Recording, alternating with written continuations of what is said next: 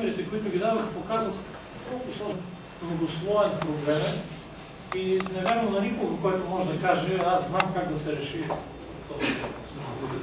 Това просто е несериозно. И не случайно това, според че се оправдава. Трябва да се засили вътрешно мнение. Сложно. Аз беше пред криза. Направих така, че изборите да не разцепят и без това разделението на Палестина. Сега практически няма решение. Това е много спорно. И Обама беше новата идея и тя продължава да бъде нова. Най-вероятно с един по-човечен подход от Запад, поне макрорамката ще бъде цивилизована. Но да се стигне до пълно единодушие, наистина трябва да се разчита на поколение. Аз съм склонен да благодарим на нашите гости, защото това не е лесно упражнение, той е вчера от Турция, прави диплома политическа и е много добре, че можахме да се срещнем. Но ако някой от вас иска нещо да попита, нещо да каже, все пак използвате това, че става дума за първо лице единствено общество. С това да ви вярвам. Ще може ли да го направим? Значи става въпрос. Професор Янчев каза, че господин Теха прави политическа обиколка. С какви политически лидери сте срещнали в България и какво това? Аз не съм сигурен дали е политическа обиколка. Добре, окей. Не мога да си представя. Значи без превод бързо той ще ме проведе да ви кажа. Това е, той прави обиколка, значи тук утре ще има среща с председателя на Народното събрание, с парламентарните групи, с групата приятели на Палестина. Вчера се срещна с представители на една от големите политически партии, БСП, ще се среща с други. Днеска се среща с заместник министър на външните работи и имаше посещение в президента. Така че може да се каже, че да, колкото е такава. И те търсят контакти, те са отворени за контакти. Нали това искате да знаете? Да. Освен фактологията ми е интересно по какъв начин той вижда участието евентуално на Европейския съюз като глобален играч при разрешаването на проблема.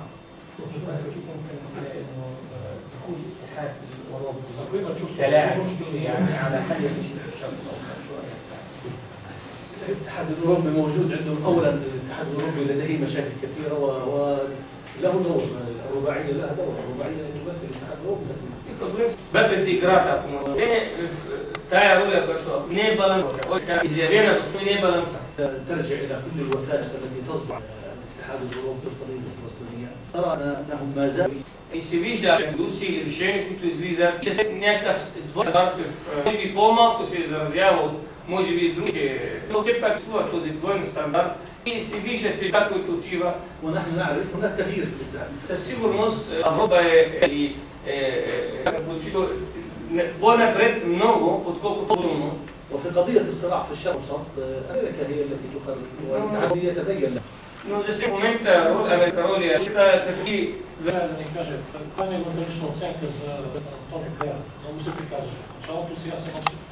شو رايك انت كشخص بدور توني بلير؟ كان اولي كثير هلا شوي همك يعني رايك تقييم توني بلير فتح مكتب في القدس الشرقيه القدس العربيه وكان يستقبل الكثير من السياسيين والشخصيات السياسيه الفلسطينيه والاسرائيليه وكان يستمع الى القضايا وكان يزور القرى والمدن وكان يزور رام الله وغزه وهو يعرف الحقيقه.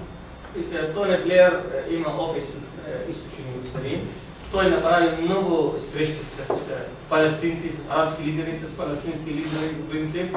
Истината е, че той знае истината. Той вече се знае, че той разбира същността на проблема. وقد واكبت وجود توني بلير في القدس بناء الجدار العازل، جدار الأبرتهايد الفاصل Той е бил жив свидетел как Израил построява една нова расистска стена на палестинските земи. أنا رافقت وفد من الإخوان البلغار في المنطقة وزاروا الجدار العازل وزاروا أيضا الجولان المحتل ورأوا بأم عينهم القرى التي هدمت والجدار كيف يفصل بين البيوت، بين بيت الأخ والأخت، بين بيت الابن والأب، يفصل الطالب عن المدرسة، يفصل المريض عن المستشفى. وتوني بلير رأى بأم عينه كل هذا ولم نسمع أنه تكلم في هذا.